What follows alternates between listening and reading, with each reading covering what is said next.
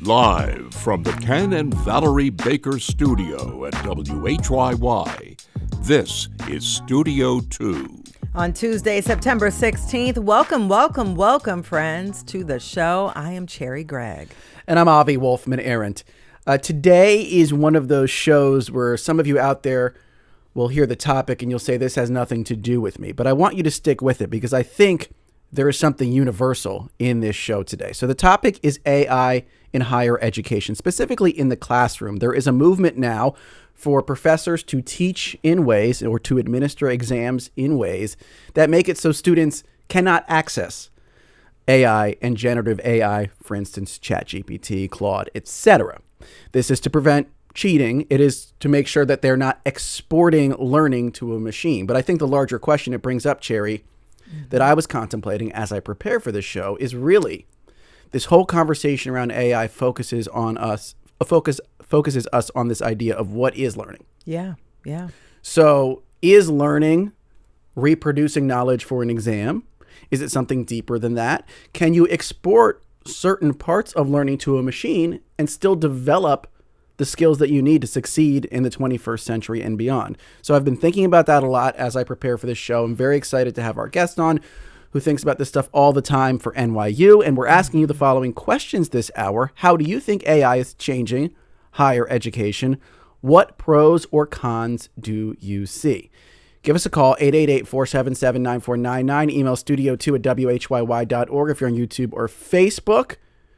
Close the ChatGPT window and drop a comment in our chat. Yeah, quick comment here. I began teaching at Temple University in 2021 and could literally see the difference in the students once ChatGPT became widely available. All of a sudden, they could write. Oh my goodness, their writing went from you need work to oh my goodness, it's so perfect. Better than me, yeah. But when you called on them, they couldn't really do the critical thinking, and so you want to make sure that they're getting the bang for their buck for all the money people are spending for higher education. So many questions. Technology's here to stay, but how do you make sure they're getting it? But what thinking is critical these days? I know that's because a lot question. of things that we used to define as critical thinking, you can now ask a machine to do for you. But the thing is, people are going to be hiring these young people exactly to work for them, and you want to make sure that they can think through problems without the machine, and they're thinking, I'll just keep asking ChatGPT. I know ChatGPT will be here, so I look forward to hearing comments. How do you think AI is changing higher ed? What pros or cons do you see? 888-477-9499.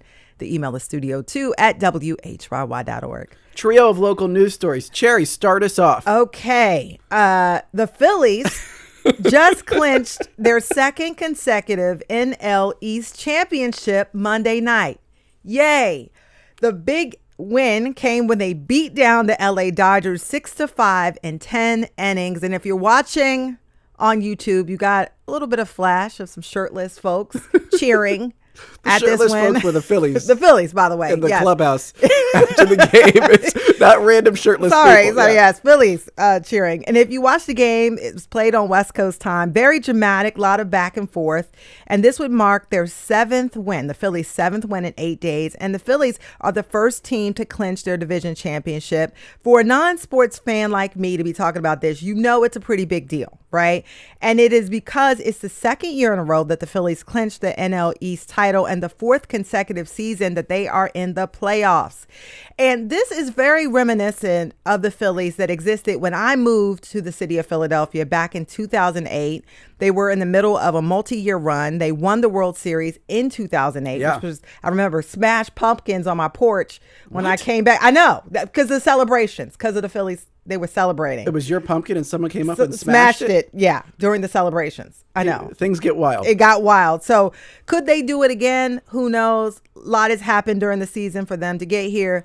And I'll just say, go Phils. Go Phils. Speaking of shirtless, I think when they won in '08, I think I did take my shirt You off. took it. Oh my goodness. But like not in public, but I was just like, I was so overwhelmed with emotion. I didn't know what to do. Did you rip it off? Like, rawr? No, it Okay. wasn't Hulk style. I just All took right. it off. That's my memory at least. All right.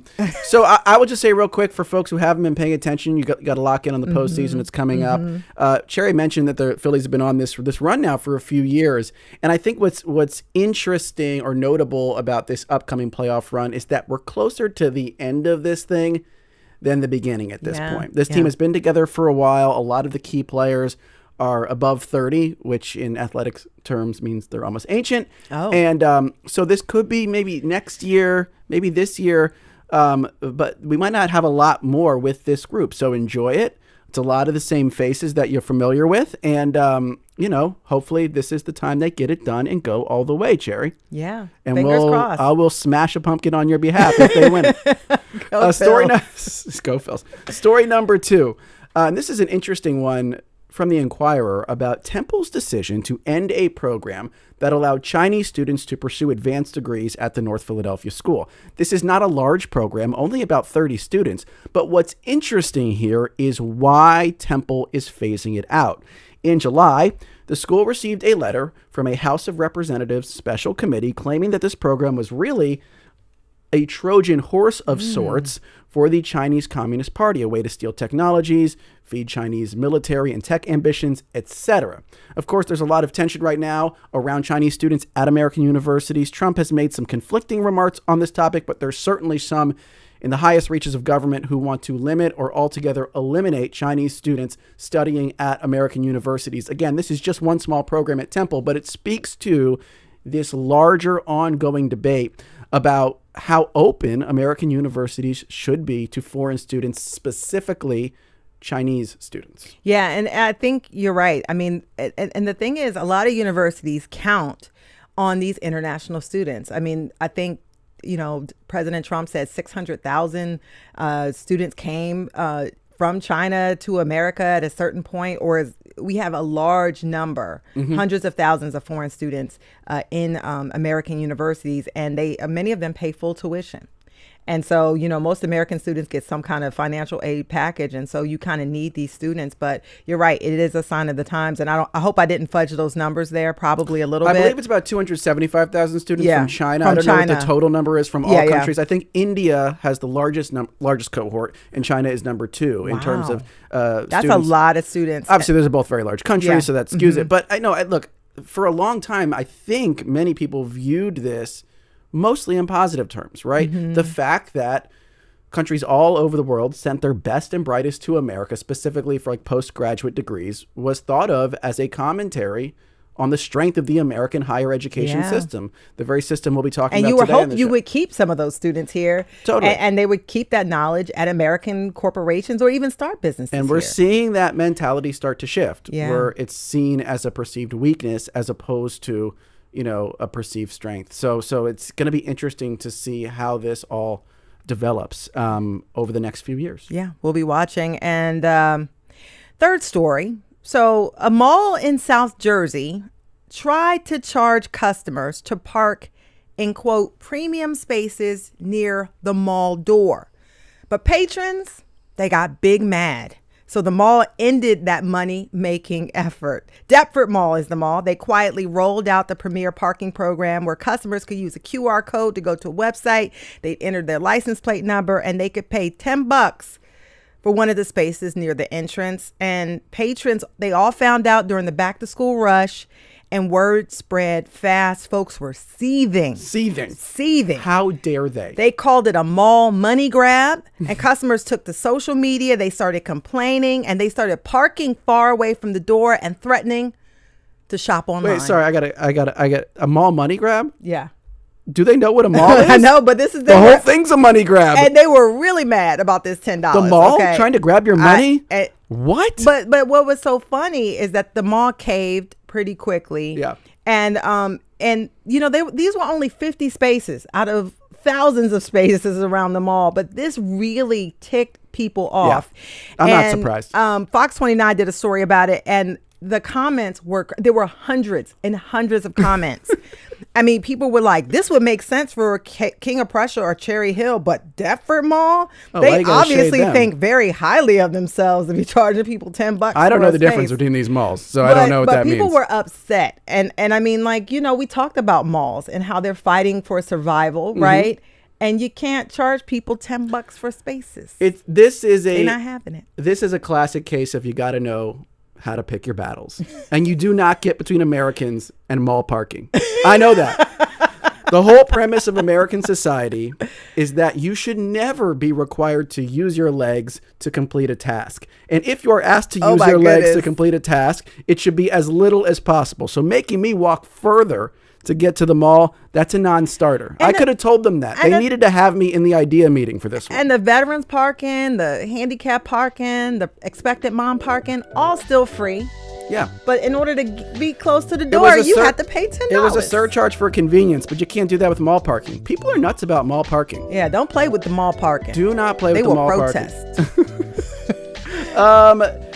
Well, AI. Park yourself here at Studio 2 for a great conversation about a totally unrelated topic coming up after this break.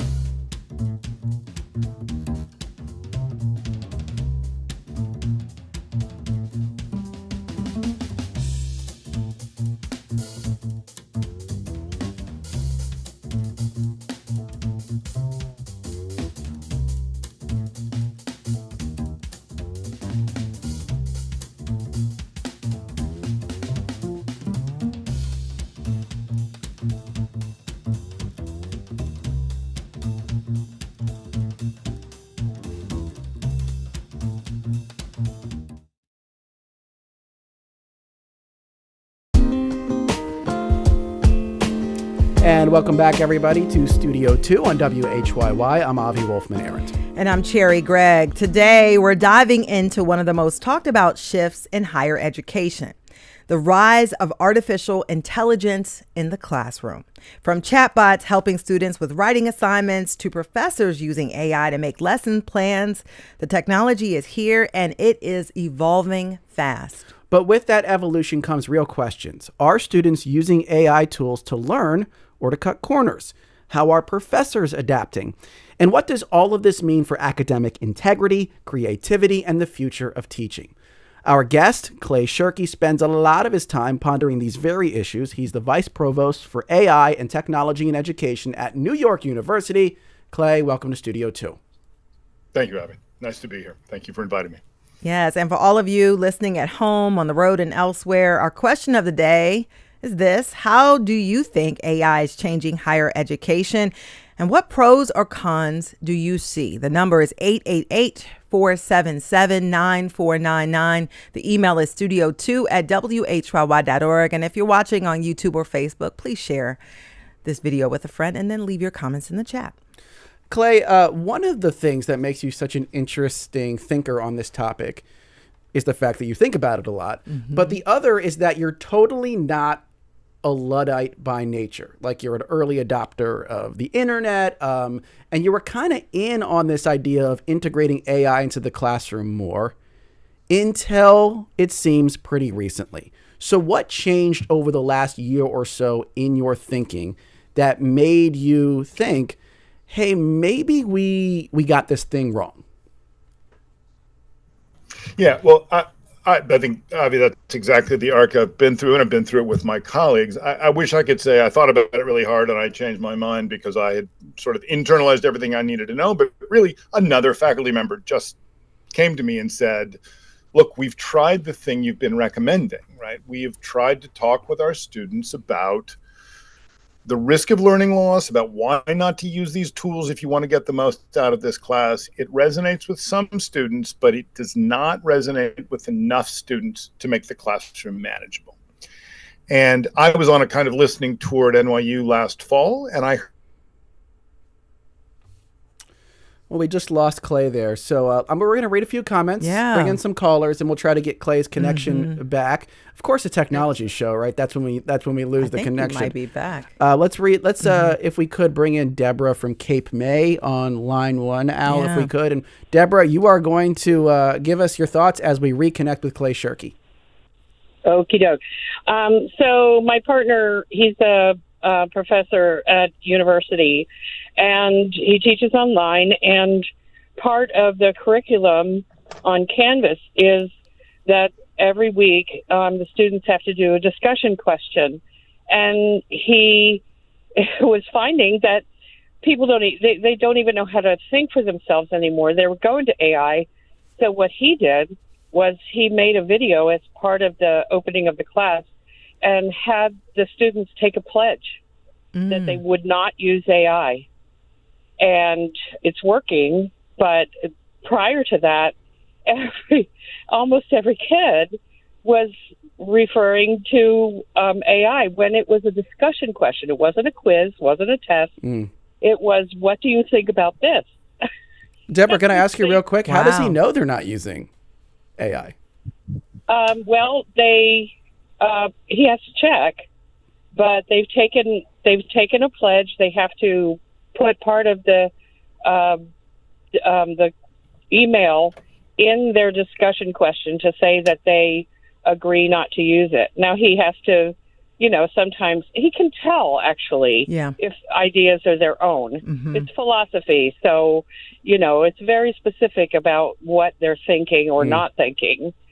So, but it's been an interesting process over the years. Yeah. Lots of iteration and evolution going on in this space. Yeah. Well, right. I mean, 2 years ago, it wasn't happening. They were using Chegg and, other ways to copy and paste, and not attribute. But now, AI it's just changed everything. Yeah. That's Deborah from Cape May. Thanks so much, Deborah, for kicking off this conversation. Clay Shirky is back.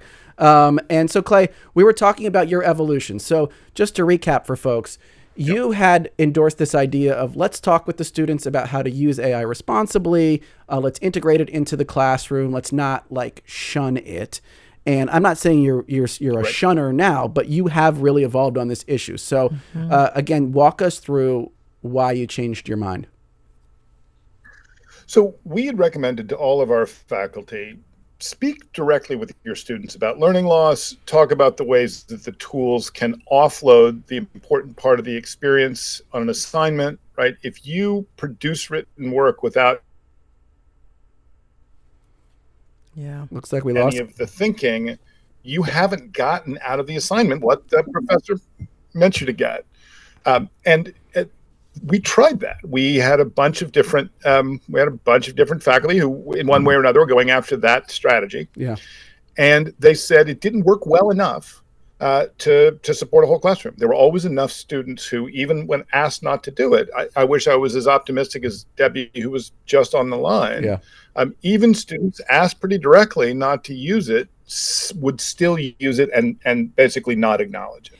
And the difficulty. Oh, sorry, Cherry, go ahead. No, and I want to get specific because when the students they acknowledge that they're saying they're not using it, but they're still using it. I want to talk about the problems that it caused because a lot of people may not be in classrooms right now. They may not really understand some of the problems that arise, the challenges that arise, but also the opportunities.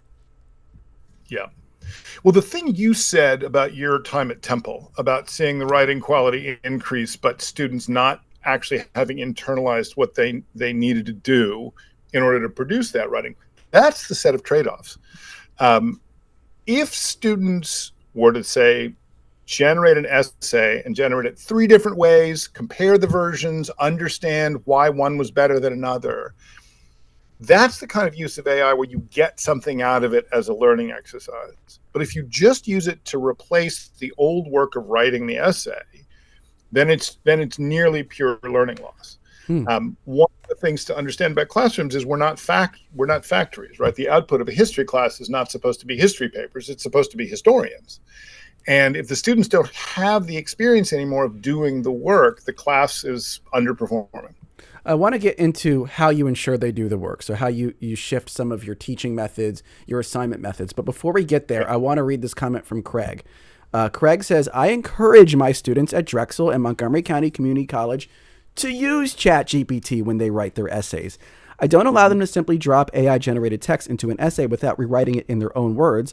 I also use it when I'm reviewing students' essays. The Economist predicts that AI will decimate entry-level white-collar jobs, similar to what happened in the 80s and 90s to blue-collar jobs, as a result of automation and globalization. I want my students to be skilled in using AI so when they graduate, they will have an advantage when they compete for the few entry-level white-collar jobs that remain. So there is this thought among a lot of professors and folks in higher ed that it is critical that students learn how to produce work with the help of AI so that they're as fast as the person that they're going to be competing for a job with at producing work in the future. What do you make of that argument, Clay? I mean, we have to do both. I mean, this is our dilemma in a way. You alluded to, are you pro or con? And neither of those positions is really stable. If it is use AI as much as you want for anything you want, then you are simply checkboxing the assignments without doing the mental effort that you're meant to learn from. On the other hand, if you walk into the world of work and you were looking at job postings that say we would like for the job candidate to be familiar with AI and you haven't touched it, you're also at a disadvantage.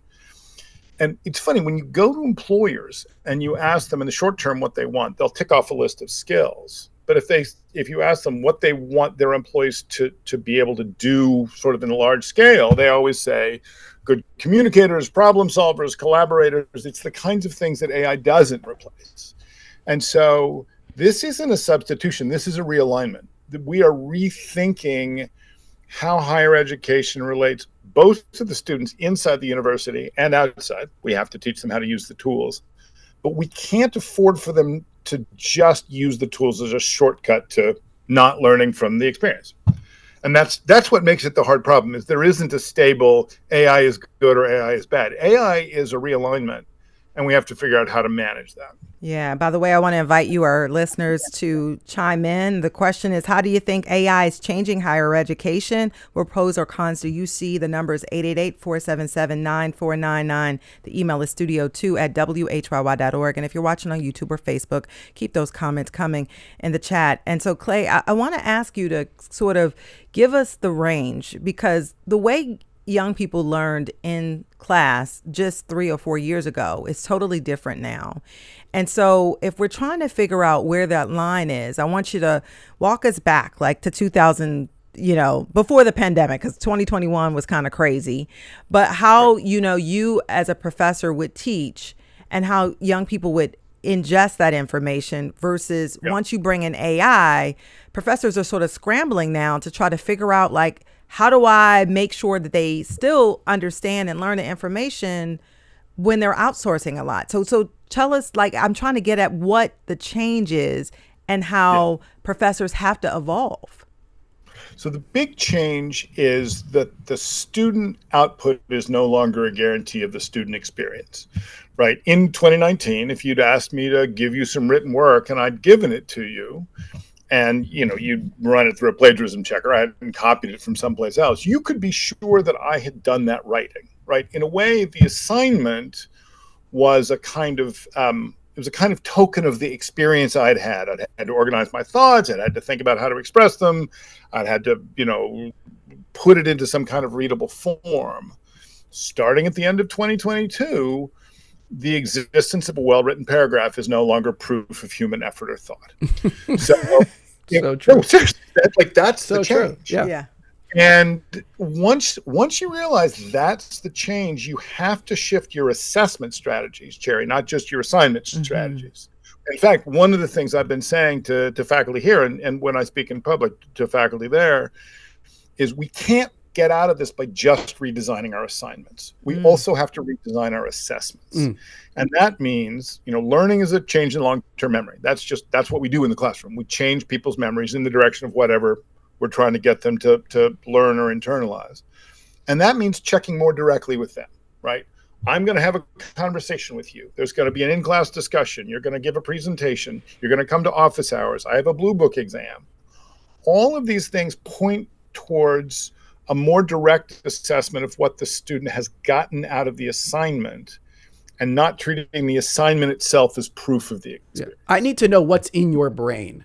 Like what have you internalized exactly over this last semester? And I need to find a way to do that without the interference of ChatGPT or generative AI. And the papers don't work. The paper doesn't work anymore. But let me ask you then, Clay. You've alluded to some of the strategies, but I want to kind of get them out there now.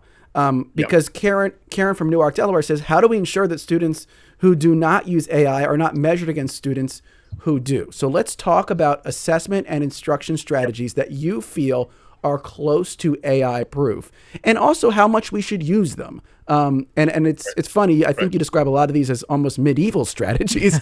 So we're going back in time here. So what are some of the strategies that you like that you would encourage faculty to use? Yeah, well, so one of the reasons I use this sort of medieval comparison, I did this in an op-ed I recently wrote, is to point out that the idea of original student writing is not actually an ancient tradition in higher ed.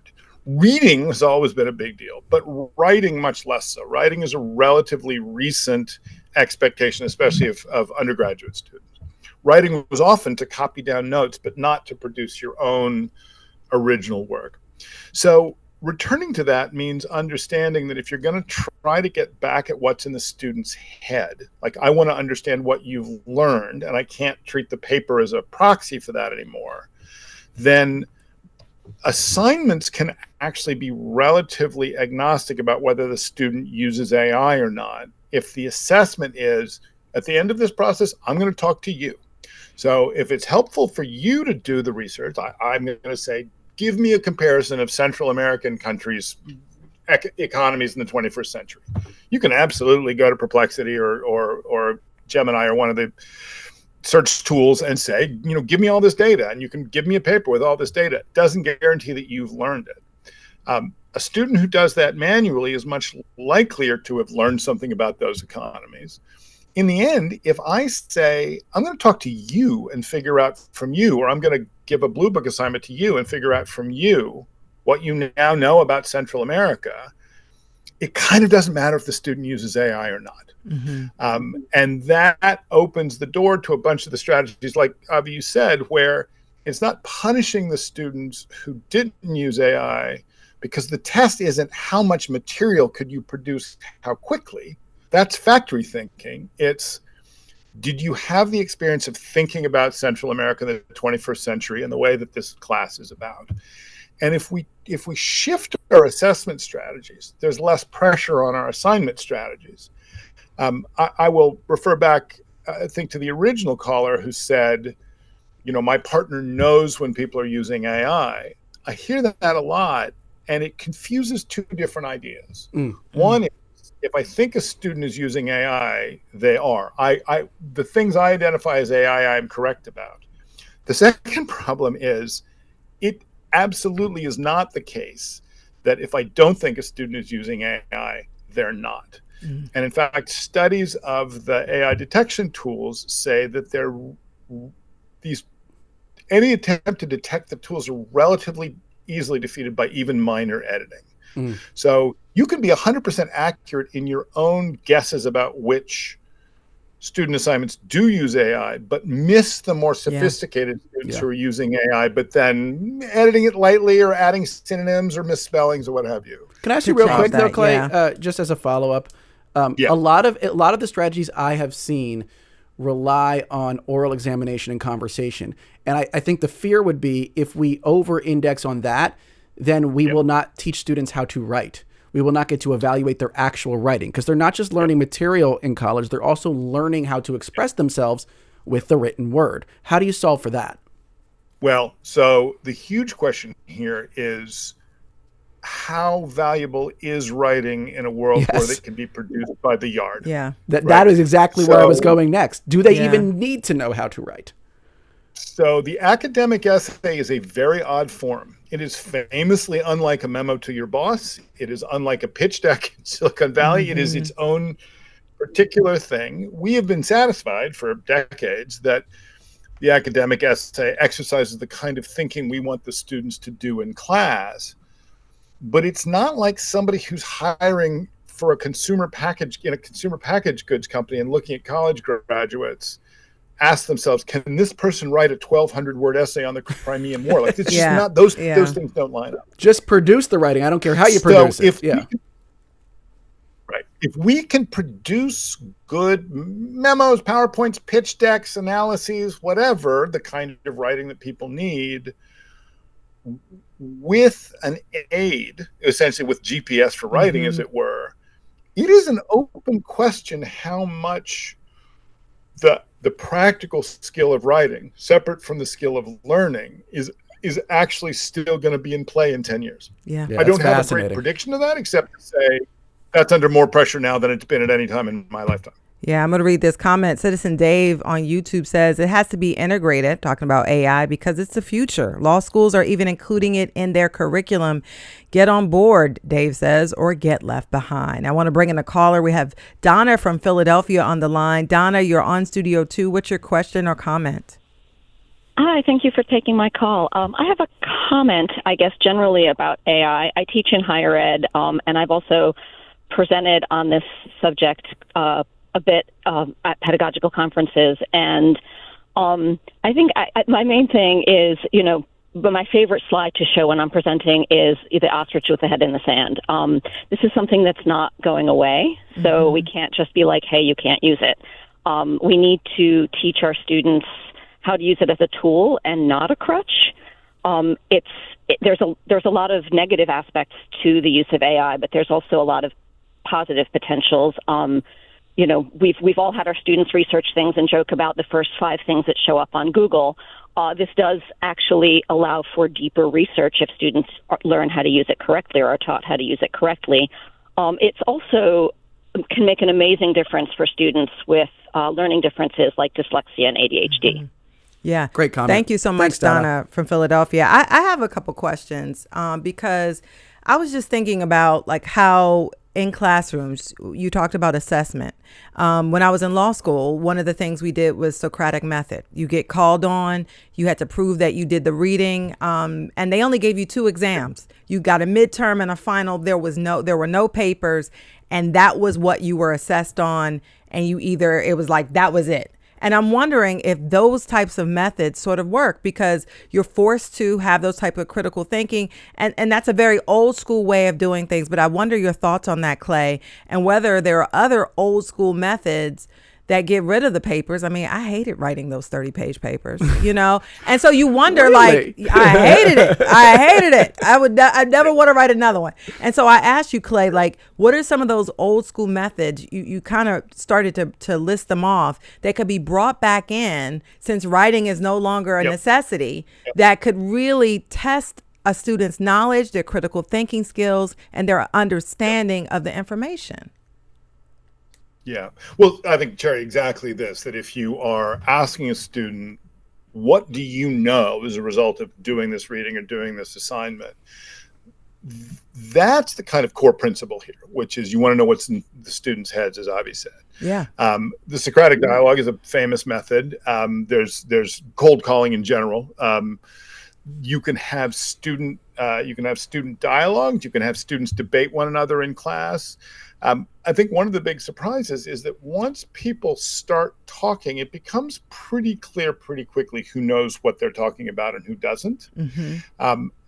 It's a new set of skills because it is more extemporaneous. It's more about looking at the student, dealing with the student as they are thinking out loud.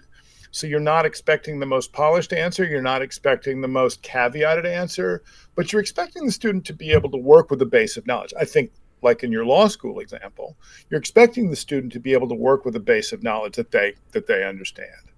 And then my quick follow-up is this, because a lot of students are coming having not done that type of live work. How do you ramp them up? Because the A student from before who was rarely good at writing could flunk out if that is the new way of assessing a student. Right. And we are absolutely in that transition now. I've been saying to my colleagues that with the group of first-year students that just came in, the youngest undergraduates, the majority of undergrads at NYU now got these tools in high school. So if they are now used to having large language models at their fingertips, but they may well not be used to the Socratic method, to blue book exams, and so on. And that is really a tough transition because it is a cultural one. It isn't just as simple as I'm putting something in the syllabus statement that says, I'm going to call on you in class and I expect you to know what you're talking about. So it's good if the faculty does that early in the semester. The idea of one exam and midterm and one final is terrible because it postpones the student's experience of adapting to the new normal. Yeah, well, we're going to talk a lot more about that the other side of this break. Hey, if you're a student out there listening, would love to hear from you about how you're using AI, how you're seeing it in the classroom. We've got already a couple professors who've called in. That's been great. Keep those calls coming, 888-477-9499. You can also email studio2@whyy.org, and we will be right back.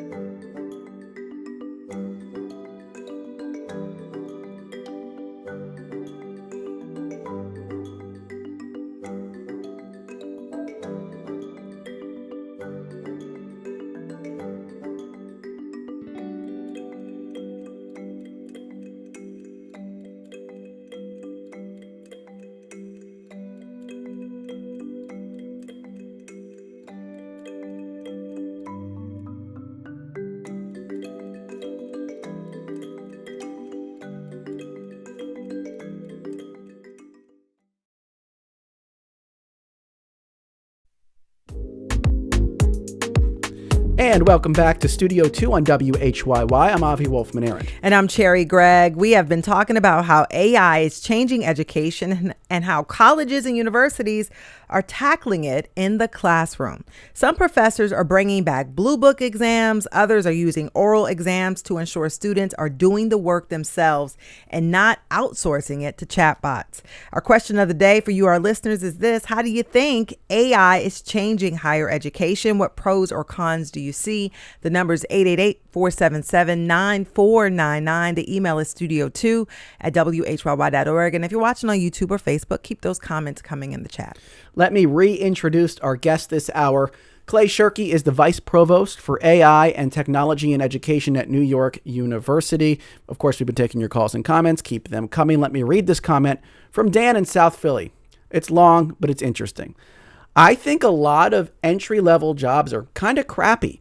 You go to college to learn. Everyone tells you you're so smart. Then you get into the professional world, and nobody will even let you send an email without multiple levels of review. Solving problems with ChatGPT is a great way to get ahead. Also, generative AI tools are amazing tutors. You can do a ton of research with them.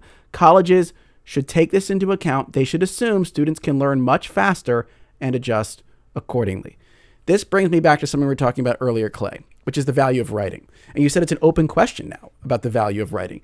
This is where I start to feel old because it's very hard for me to imagine my own intellectual development separate from learning how to express my ideas through writing. I just cannot imagine it. So I guess I almost want someone to make the case that you can develop as a thinker without really learning how to write all that well and more or less exporting that skill to a machine. Right. So I'm not saying that exporting that skill to a machine is the sort of thing in operation here. What I'm saying is anytime we get a machine that produces a superabundance of anything, that thing falls in value. Yep. Right. I mean, this goes back to the wide frame loom, right? The price of cloth falls once you can make huge amounts of cloth quickly. So if writing is now, if writing can be purchased by the yard, which it absolutely can, then the average piece of writing is just going to become less valuable. That's just the sort of technology. That's what technology does when it creates abundance. Yeah. To your point about learning, again, the written essay as a sort of norm in higher ed is something that develops really only after in the U.S. only after the Civil War and becomes widespread only after the Second World War. Yeah. You look at Cambridge, the university in the UK. They didn't really shift to written exams until literally half a millennium after they were founded. So there's a long history of higher ed that is mainly an interactive and oral culture, and writing is a relatively late graft onto that. Yeah. So there are ways to become an intelligent, educated person without going through what we all went through of writing the 30-page paper. And then, a cultural problem we have, and it's, I think, maybe similar, Avi, to what you were going through, which is college is run by people who did well in college, right? All of us who have been put in charge, like, I like writing papers, right? Totally. And so it is, so, Jerry, it's important for us to remember that reaction, right? That facing a 30-page paper is not a joyous challenge. It's like, oh, why I gotta, right? And so the willingness of students to offload some of the thinking is in part because people just do not like writing starting from a blank page. And I think we have to be sympathetic to the students. There are, a lot of people who want to treat this as a kind of kids today, am I right? Yeah. Academic integrity problem. But I think we need to have some sympathy for the people who are being asked to do a job that they've often not been prepared for in high school and are suddenly facing these new requirements. I will also say, though, to the comment you just read, you can learn with AI and you can also not learn with AI, which is to say the tool simultaneously enables both more depth or more speed. And those choices are faced by every student at every interaction with the tool. Yeah. So it is possible to say AI is a real threat to student learning if they use it to replace their own thinking. And also, AI can be a real boost to student awareness if they use it to improve their research. But both are true. Yeah. They're made true by the same tool at the same time.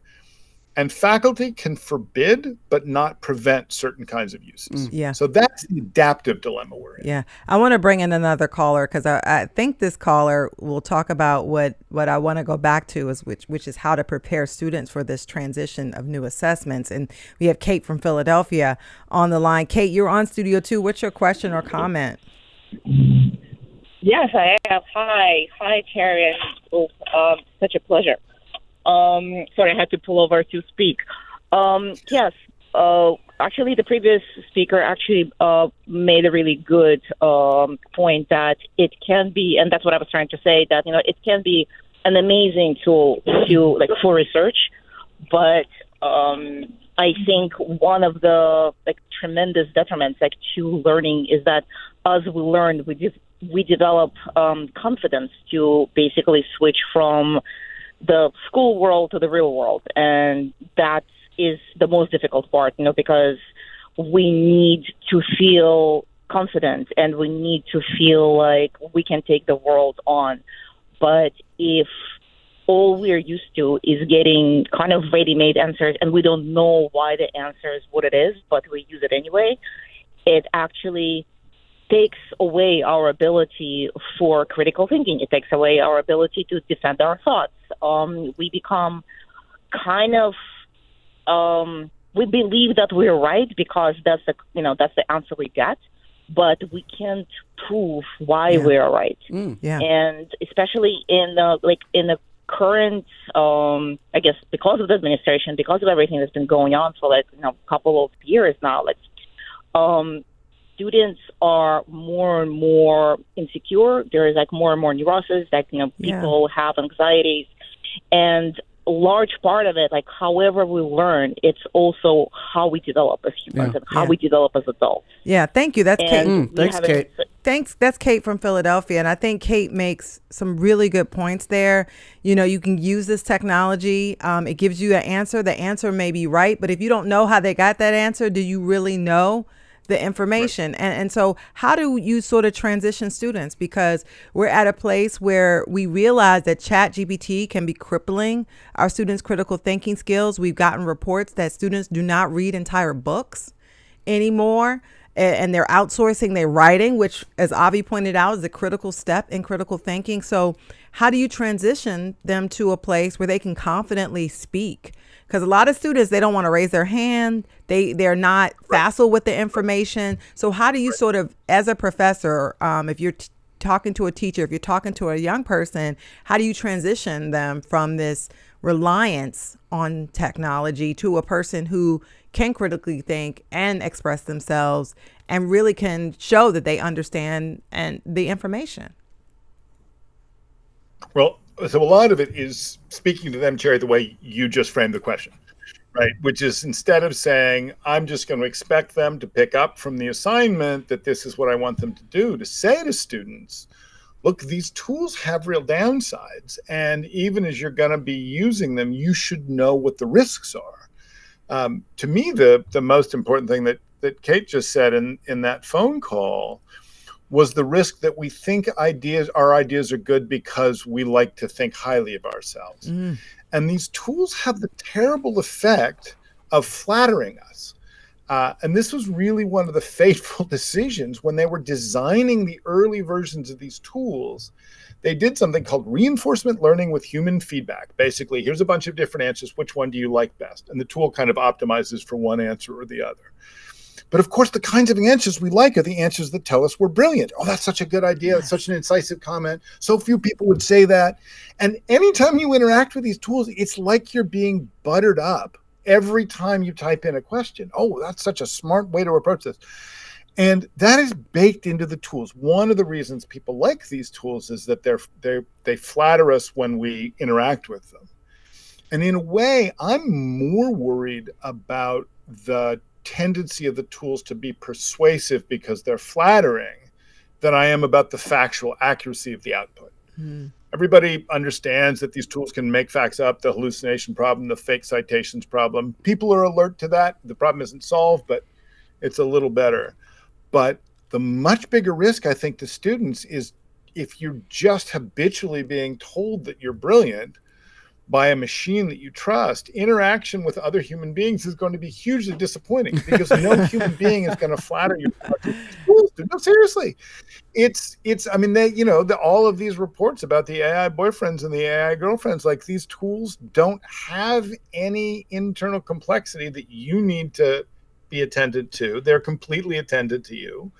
And how do you even get better, Clay? And how do you even get better without critique? And your inability, right. I mean, because you kind of need critique in order to refine yourself as a student and to get better, right? Yep. You absolutely need critique. You also need critique just to understand that you can do things that aren't perfect and it's okay. Just the experience of going out, trying something and not doing a very good job, and then having to decide, am I going to try this again? I'm going to try this differently. I'm going to take this as a sign that this isn't what I should be working on. All of those life experiences, which seem like setbacks, right at the time, are the thing that make us resilient enough to be able to then go and interact with the world. So I teach at the university, I should be worried about facts, but I'm much more worried about human development in the face of a conversational partner that will always tell me I'm smart than I am about whether it's giving the right facts about Guatemala. Yeah. It's like almost like talking to your mom. You're special. You're brilliant. Yeah. So let's talk to Iban now from the Pine Barrens, who is on the line. Iban, curious your thoughts here on Studio 2. We're coming toward the end of the hour, so try to keep it brief if you can. Oh, okay. People in the Pinelands like to talk long sentences, but I will give you my best here. One of the elephants in the room here is the question of who controls the AI. Look at Grok. Look at the algorithms that are not just what Clay Shirky is talking about, which is brilliant, which is that it flatters the listener, but who's also putting their fingers on the scales of knowledge. And if we don't teach writing, another part of this component is that, you're sending people out in the world not to generate really good material in the first place, which the AI harvests to produce its own answers. So you're starving it of its core, of its sort of material core, the thing that it uses. Yeah. Yes, and it's watering down all of that, and it's similar to the massive history of the Western and the whole planet, for that matter, organized religion controlling the text versus Gutenberg's Bible, producing texts that other people can weigh in on and be part of the situation. It all comes down to sovereignty. What are the beings, the biological beings that matter here? Is it the corporations, which is a pseudo being, or is it individuals having original, loving relationship with nature, which we in the Pinelands know a lot about? Thank you. Well, thanks, so Iban. Kept it pretty brief. Did an try, okay job there, but it was all tried. very interesting. I still think this goes back to the core question, Clay, of what is learning. You described learning earlier as sort of a change in long-term memory. And I think that's a really elegant definition. But I wonder if it does leave out, it's a change in long-term memory, but also a core component of learning is how do you express that memory to the world? And can you use multiple modes? Right. Oral, written, whatever else is out there. And I think we're moving maybe toward a world where we don't really think that's a core part of learning. Do you think that's true? That basically learning is really just a test of what you know and not a test of how you express what you know? So I don't think that we're going to give up on the question of expression, but I do think we're going to move towards a multimodal, multimodal world. I mean, one interesting possibility that AI holds out is that working with images and video and data, which have typically been in the university setting treated as kind of specialist operations, whereas writing is the coin of the realm across a wider number of classes. I mean, even chemists are writing up lab notes. Given that the tools make it easier to produce images, to produce video, to produce graphs and charts and interactive data tools, are we going to see an increase in the expressive range of the average student, but now operated at a slight distance? In the same way that Photoshop suddenly made photos not just artifacts, but editable, as that expands, do we see more students having more ways to express themselves? And we still have to worry, we don't want them offloading the thinking, but it is now possible to imagine a world in which communicating in images, communicating in video, analyzing data becomes less of a specialist purview. And the students get a greater range of expressive capability. And again, this I keep going back, as I talk to faculty here, there are some changes in the assignments and there are some changes in the assessments. But if we get the assessments right, if we say, I have a way to figure out what's in your brain, I can actually let you use a wider variety of tools in a wider variety of ways, because I trust that I can check afterwards whether you actually know. That's a fascinating place to end the conversation. Clay Shirky, Vice Provost for AI and Technology and Education at New York University, So grateful to have your time today on Studio 2. Thank you all so much. I appreciate the invite. Yes, and thank you to all the callers and folks who emailed in today. Great callers, too. And thanks to our producers, Debbie Builder and Andreas Copes. Thanks to Mike Schiffler, our visual producer, and to Al Banks and Tina Calicay, who engineered today's show. Our executive producer is Kevin McCory. From Studio 2 here at WHYY in Philadelphia, I'm Cherry Gregg. And I'm Avi Wolfman-Arent. We will talk to you tomorrow.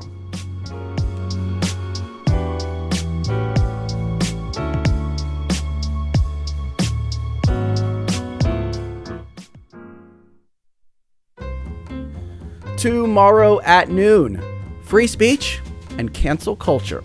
Now it's the right, calling for people to be canceled, fired, and potentially investigated by federal agencies for what they say online. And it has ramped up after the killing of Charlie Kirk, who talked a lot about the importance of open debate. So we ask, are there limits to free speech, and can the government use them to quiet their critics? That'll be our conversation tomorrow. But coming up next on WHYY, it is Here and Now.